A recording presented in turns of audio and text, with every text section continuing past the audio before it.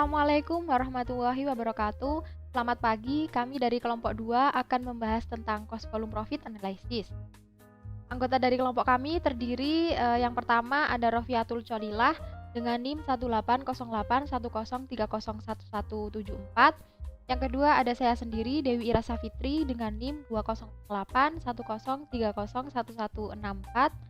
Yang ketiga ada Zalnas Tito Rahmandar dengan NIM 200810301172. Yang keempat ada Rahman Nurul Aini dengan NIM 200810301182. Yang kelima ada Marta Andriani BRC Tepuh dengan NIM 200810301191. Baik, langsung saja memasuki materi analisis biaya volume laba. Apa sih yang dimaksud dengan analisis biaya volume laba ini? Jadi analisis biaya volume laba atau BVL atau dalam bahasa Inggrisnya itu cost volume profit analysis atau CVP lebih singkatnya. Jadi CVP ini merupakan suatu alat yang sangat berguna untuk perencanaan dan pengambilan keputusan. Siapa yang membuat perencanaan dan pengambilan keputusan ini? Ini adalah manajer. Jadi CVP ini membantu manajer dalam membuat perencanaan dan pengambilan keputusan. Analisis CVP ini berfokus kepada beberapa hal, ada harga produk, volume produksi, pendapatan, biaya, penjualan, dan profit atau laba. Jadi CVP ini memperkirakan perubahan-perubahan dari harga produk, volume produksi, pendapatan, biaya, dan penjualan yang nantinya memiliki pengaruh terhadap laba dari sebuah perusahaan. Analisis biaya volume laba atau CVP itu membantu manajemen untuk mengetahui beberapa hal penting, diantaranya yang pertama berapa jumlah unit yang harus dijual untuk mencapai titik impas. Jadi CVP ini mencari atau menganalisis berapa jumlah unit yang harus dijual untuk mencapai titik impas atau break even point. Yang kedua, dampak pengurangan biaya tetap fixed cost terhadap titik impas. Jadi apa dampaknya apabila ada pengurangan biaya tetap atau fixed cost terhadap titik impas. Yang ketiga, dampak kenaikan harga terhadap laba. Jadi CVP ini menganalisis apabila ada terjadi kenaikan harga, itu dampaknya apa terhadap laba. Yang keempat, berapa volume penjualan dan bauran produk yang dibutuhkan untuk mencapai tingkat laba yang diharapkan dengan sumber daya yang dimiliki. Jadi CVP ini juga membantu mengetahui berapa volume penjualan dan produk yang dibutuhkan untuk mencapai tingkat laba yang sudah ditargetkan atau tingkat laba yang diharapkan. Yang terakhir ada tingkat sensitivitas harga atau biaya terhadap laba. Jadi di sini itu pengaruh harga dan biaya terhadap laba itu apa, seperti itu. Selanjutnya titik impas atau break even point. Titik impas ini adalah titik di mana total pendapatan sama dengan total biaya. Yaitu titik di mana laba sama dengan 0. Jadi perusahaan itu mengalami titik impas apabila total pendapatan yang perusahaan terima sama dengan total biaya yang dikeluarkan, atau perusahaan tersebut itu tidak mengalami rugi dan tidak mengalami laba atau laba sama dengan 0. Selanjutnya ini ada formula BIP atau rumus, yaitu total pendapatan dikurangi total biaya variabel dikurangi total biaya tetap sama dengan 0. 0 ini adalah laba. Karena titik impas jadinya laba itu sama dengan 0. Atau total pendapatan sama dengan total biaya variabel ditambah total biaya tetap. Jadi total pendapatan sama dengan biaya-biaya yang kita keluarkan. Selanjutnya BEP dalam satuan moneter itu rumusnya laba operasi sama dengan penjualan dikurangi rasio biaya variabel dikurangi penjualan dikurangi biaya tetap. Selanjutnya BEP dalam menghitung banyaknya unit itu BEP unit sama dengan biaya tetap dibagi dengan harga jual dikurangi biaya variabel. Yang selanjutnya target laba setelah pajak. Jadi labanya itu ada target dan juga ada pajak. Itu rumusnya laba operasi sama dengan laba bersih dibagi dengan 1 dikurangi tarif pajak. Daripada bingung karena banyak rumus ya, langsung saja memasuki contoh soal. Jadi di sini itu dimisalkan ini adalah perusahaan X mengalami penjualan 1000 unit, harga per unitnya itu ada $500. Jadi total penjualan itu adalah $500.000. Lalu biaya variabelnya di sini ada $400.000. Dan margin kontribusi. Margin kontribusi ini adalah selisih antara penjualan dengan biaya variabel. Jadi di sini adalah $100.000, kemudian biaya tetap di sini ada $60.000. Lalu perusahaan itu memiliki laba operasional sebesar $40.000. Untuk memudahkan kita mencari ini kan berapa jumlah unit yang harus dijual agar BEP pertanyaannya. Jadi untuk memudahkan kita mencari BEP unit itu kita mencari biaya variabel per unit dahulu. Lah, biaya variabel per unit itu diperoleh dari biaya variabel dibagi dengan 1000 ini adalah total penjualan per unit kan. $400.000 dibagi dengan 1000 unit sama dengan 400. Jadi 400 ini adalah biaya variabel per unit. Lalu kita masukkan ke rumus, laba operasional sama dengan harga dikali jumlah unit terjual. Ini adalah total pendapatan. Dikurangi biaya variabel per unit dikali jumlah unit terjual, ini adalah total biaya variabel, dikurangi total biaya tetap. Laba operasional apabila tadi kan ditanyakan BEP ya, jadi BEP itu adalah labanya 0, jadi kita isi di sini 0. Sama dengan 500 dikali unit. 500 ini adalah harga. Harga tadi kan $500 per unit. Terus dikurangi 400 dikali unit. 400 ini adalah biaya variabel per unit yang sudah kita cari tadi, yaitu 400.000 dibagi dengan 1000 unit. Dikurangi 60.000 adalah total biaya tetapnya. Jadi $60.000 sama dengan 100 unit. Lah, $60.000 dibagi 100 unit sama dengan 600. Jadi perusahaan itu harus menjual 600 unit untuk meraih BEP. Jadi jumlah unit yang harus dijual untuk meraih BEP adalah 600 unit.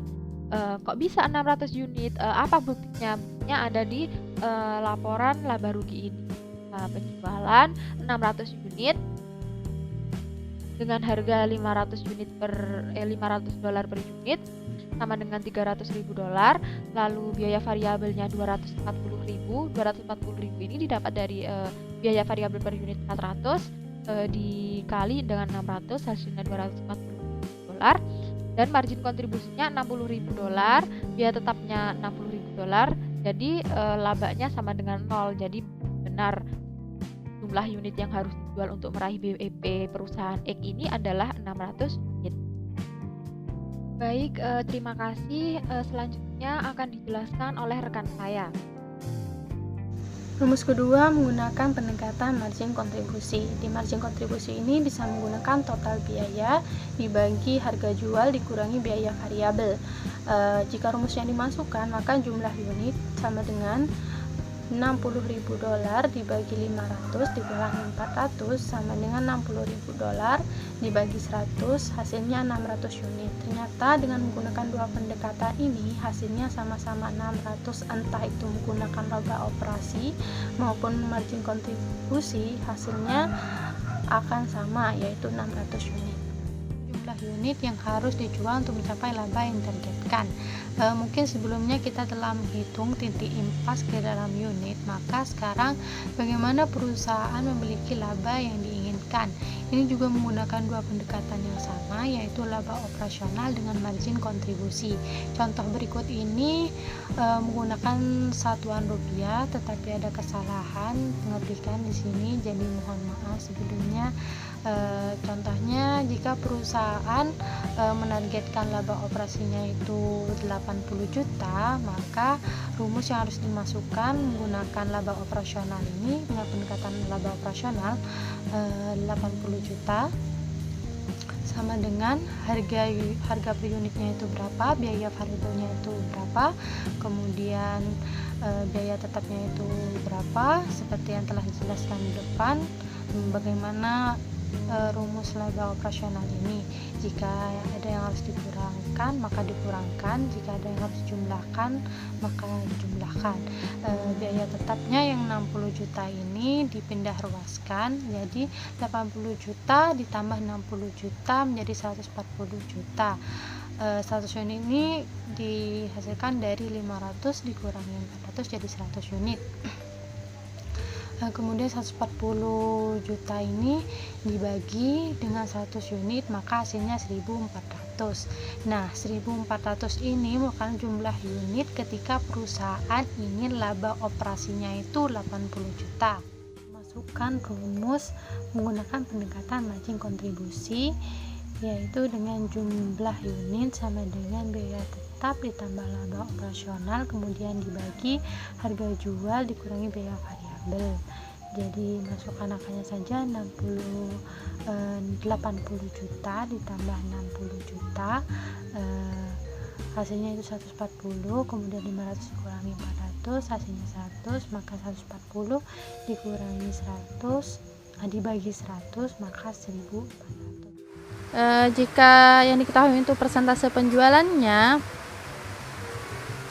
ini menggunakan pendekatan laba operasional. Contohnya misal perusahaan menargetkan labanya itu 15%, maka rumusnya itu persentase penjualan dikali pendapatan penjualan per unit atau harga per unit sama dengan harga per unitnya itu berapa, biaya variabelnya itu berapa, dan biaya tetapnya itu berapa. Jika rumusnya dimasukkan, maka menjadi 15% dikali 500 per unit sama dengan 500 per unit dari harga per unitnya, kemudian 400 per unit itu dari biaya variabelnya, kemudian biaya tetapnya 60.000.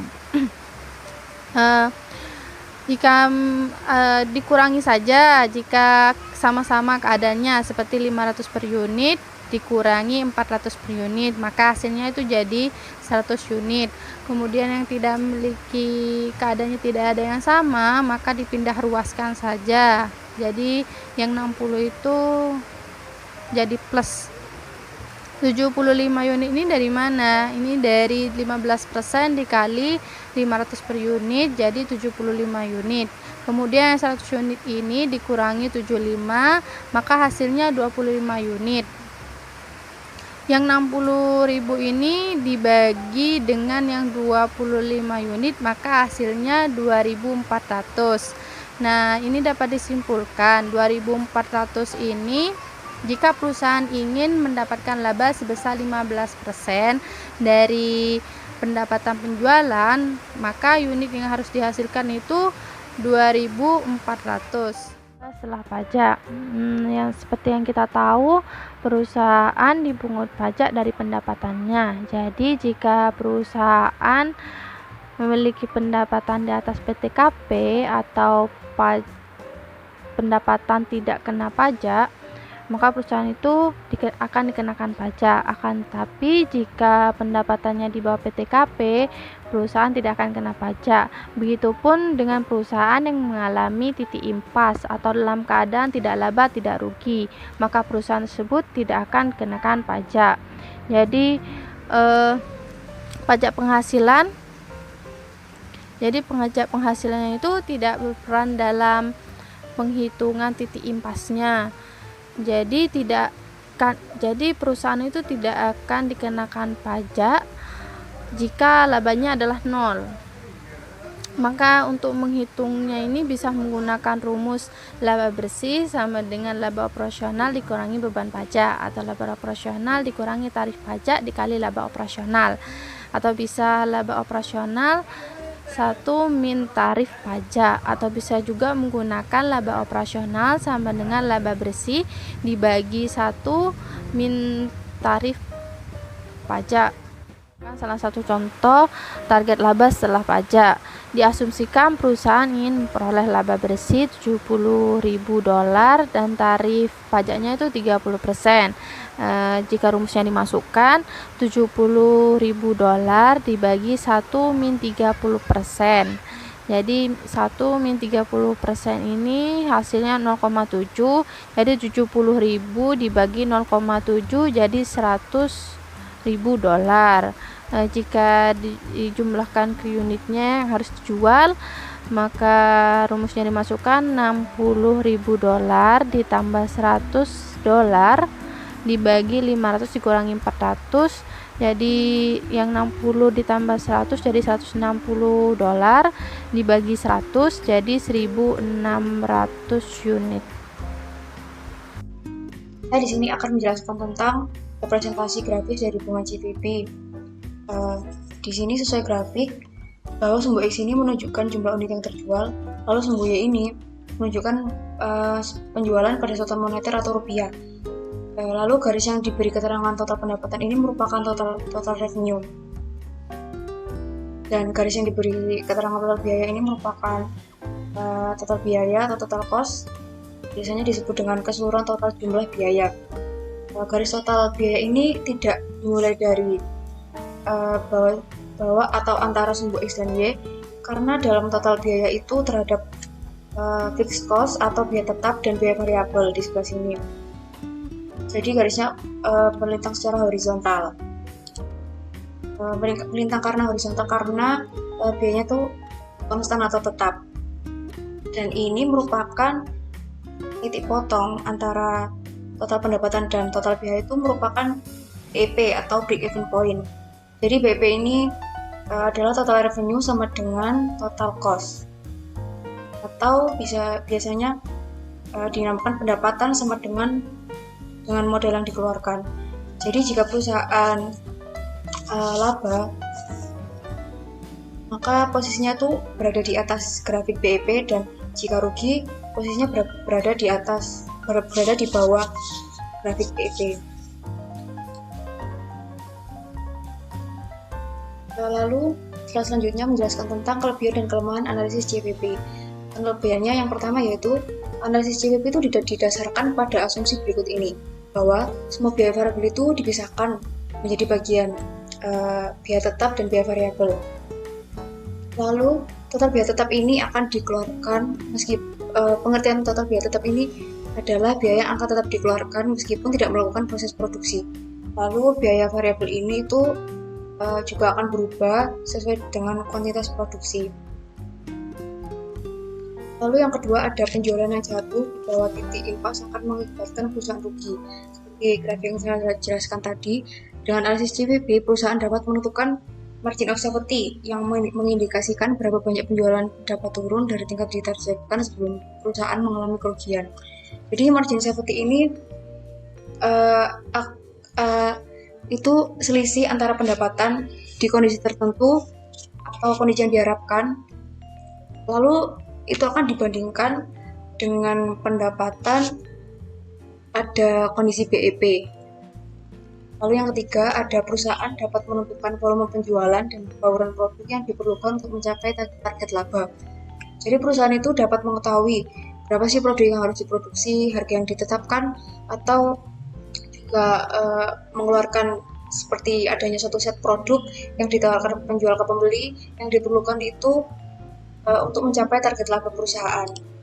Lalu untuk kelemahannya yaitu yang pertama, data untuk analisis CVP ini tidak dapat diambil langsung dari laporan laba rugi berdasarkan perhitungan biaya penyerapan penuh, karena dampak dari aktivitas atas biaya tidak dapat ditentukan secara langsung.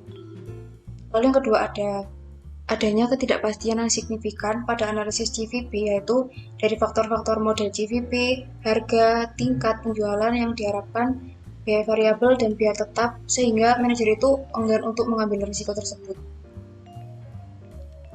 Lalu selanjutnya ada perubahan dalam variabel CVP. Margin pengaman atau margin of safety itu merupakan unit yang diharapkan terjual atau pendapatan yang diharapkan untuk melebihi volume impas, atau seperti yang saya jelaskan tadi, merupakan bahwa selisih antara pendapatan di kondisi tertentu yang diharapkan lalu dibandingkan dengan pendapatan pada saat BEP. Lalu ada operating leverage. Operating leverage ini artinya adalah ukuran sensitivitas perubahan laba terhadap perubahan volume penjualan. Jadi sebagai kemampuan perusahaan itu memanfaatkan biaya tetap untuk menghasilkan laba yang sebesar-besarnya. Lalu dengan rumus OL sama dengan margin kontribusi bagi laba. Jadi perhitungan ini dapat digunakan untuk mengukur perubahan laba operasi yang dipengaruhi oleh volume penjualan. Sedikit tambahan untuk margin of safety.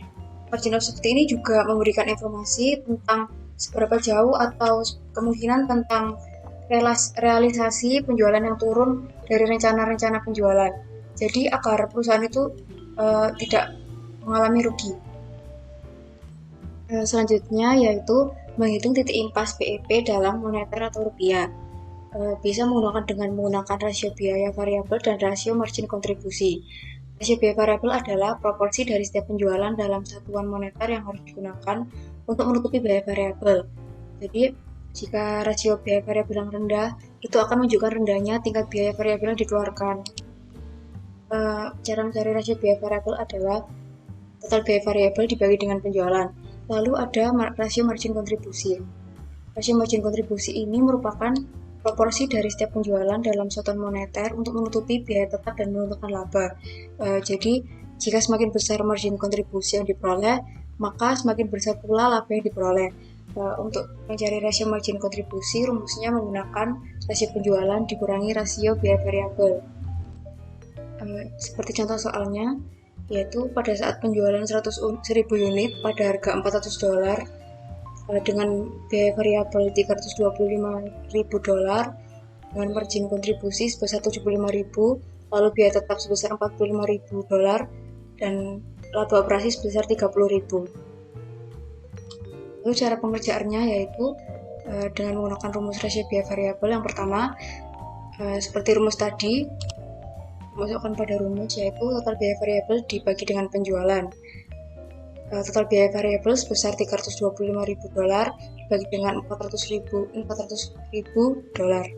Hasilnya 81,25% atau sekitar 0,8125. Lalu untuk rasio margin kontribusi, menggunakan rumus rasio penjualan dikurangi dengan rasio biaya variabel. Rasio penjualannya yaitu 100% dikurangi dengan rasio biaya variabel sebesar 81,25% sama dengan 18,75%, atau bisa juga didapatkan dari margin kontribusi sebesar 75.000 ini dibagi dengan penjualan yakni 400.000. Hasilnya akan sama, yaitu 0,1875 atau 18,75%. Nah, tadi kan udah dijelaskan oleh teman saya bagaimana menghitung BEP menggunakan rumus rasio biaya variabel dan rasio margin kontribusi. Nah, di sini saya akan menjelaskan cara menghitung penjualan untuk mencapai BEP menggunakan rumus laba operasional sama dengan penjualan dikurang rasio biaya variabel dikali penjualan dikurang biaya tetap. Nah, rumus ini merupakan turunan dari rumus yang ini, laba operasional sama dengan penjualan dikurang biaya variabel dikurang biaya tetap. Nah, apa maksud dari tabel yang aku bikin di sini ini? Nah, kita akan mencari berapa penjualan untuk mencapai BEP. Nah, caranya bagaimana tuh?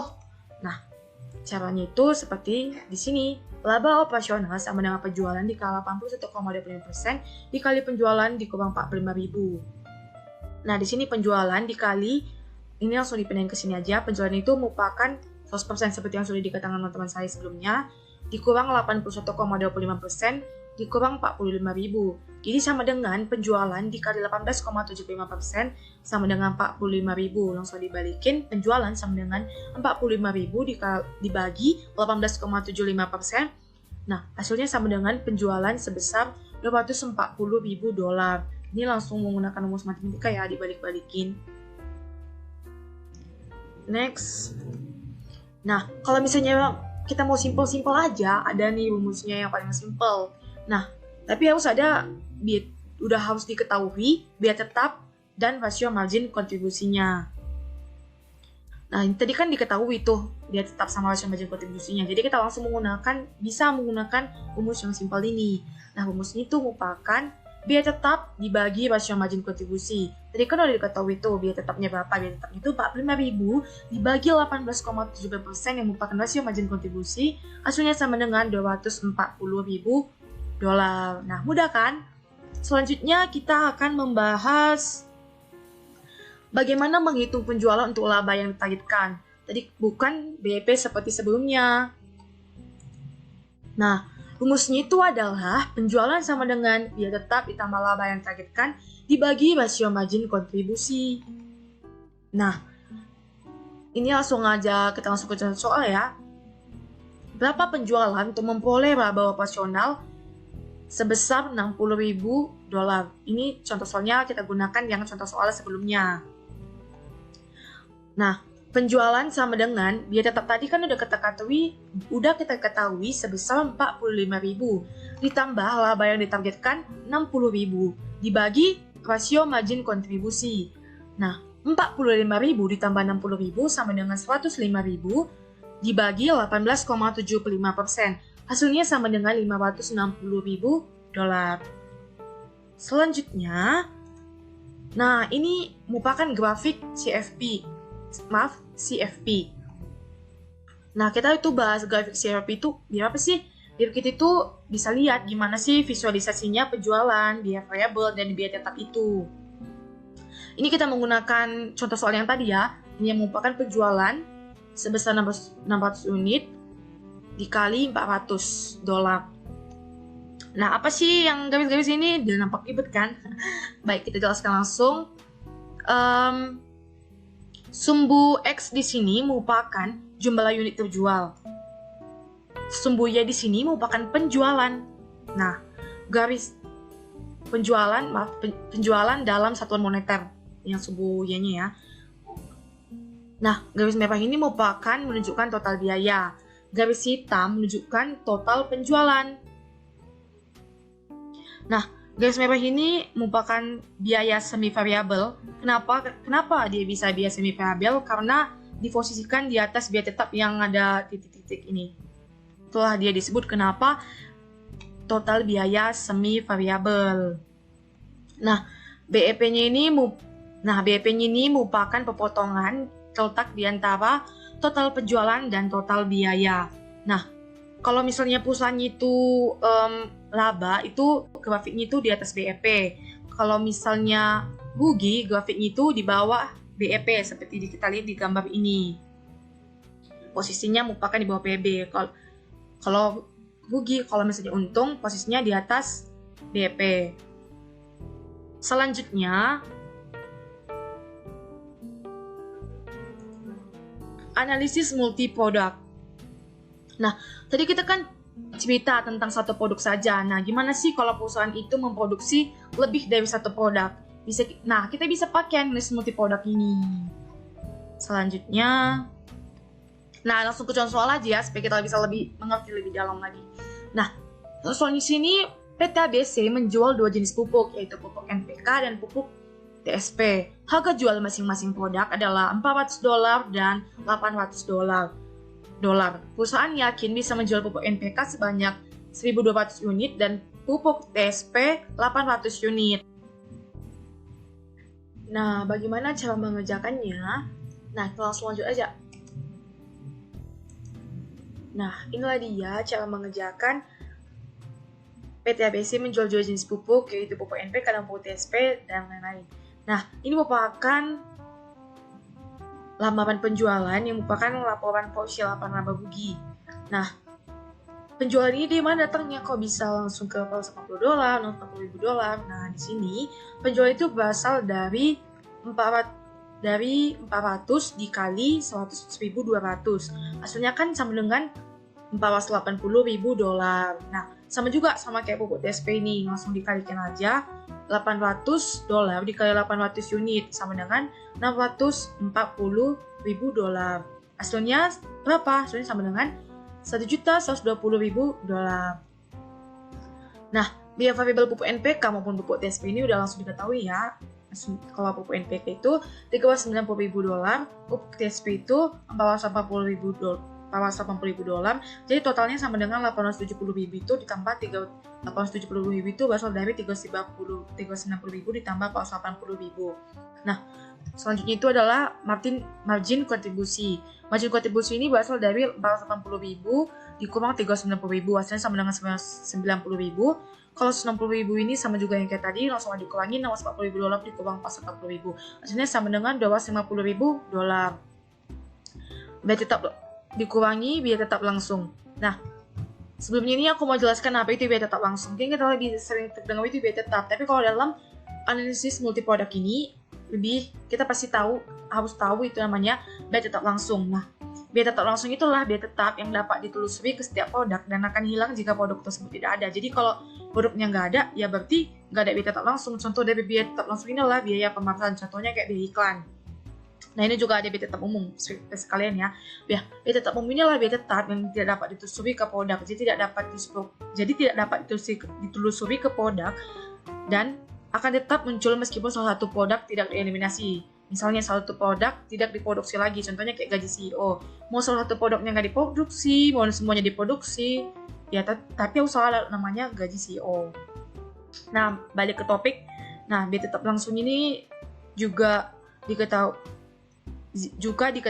yaitu sebesar 30.000 dan 40.000 yang untuk pupuk TSP-nya. Jadi 30.000 ditambah 40.000 sama dengan 70.000. Nah, kalau margin segmen ini langsung aja kayak yang tadi, dikurangin 90.000 dikurang 30.000, terus 60.000 dikurang 40.000 sama 120.000. Jadi hasilnya 60.000 sama dengan 120.000. 60.000 sama dengan 60.000 ditambah 120.000 itu sama dengan 180.000. Maaf yang tutupan sama wajah. Nah, selanjutnya itu langsung aja dikurangi sama biaya tetap umum itu yang merupakan 26.250. Jadi hasilnya sama dengan 153.750 dolar. Hasil laba operasionalnya sama dengan sekali lagi 153.750 dolar. Sekian penjelasan dari aku. Mohon maaf jika ada salah kata. Terima kasih.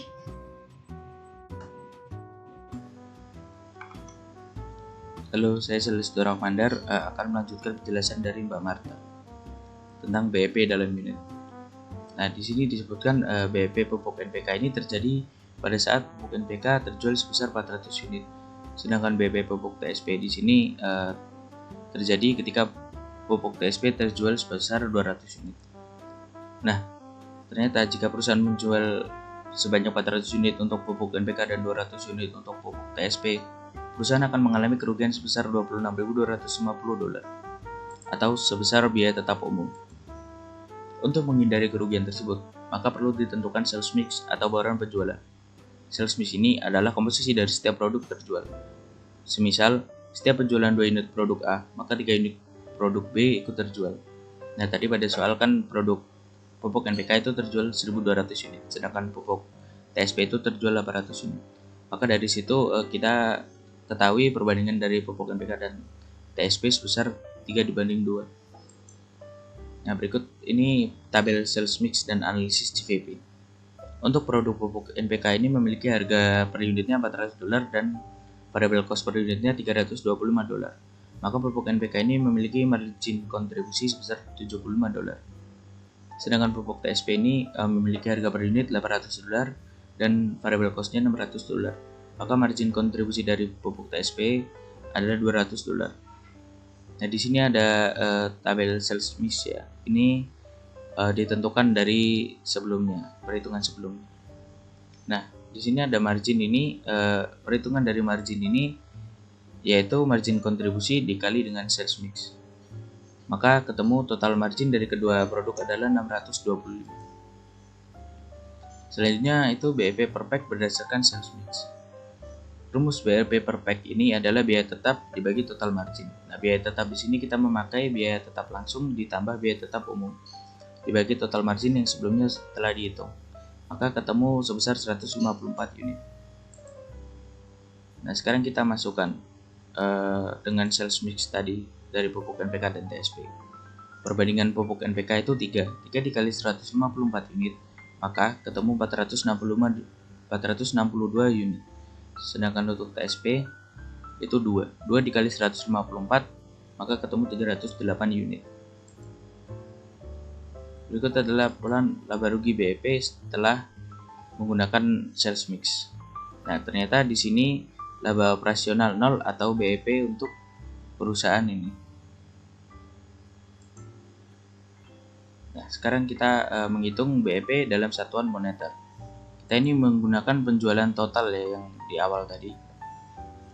Nah, rumus margin kontribusi itu yaitu margin kontribusi dibagi penjualan.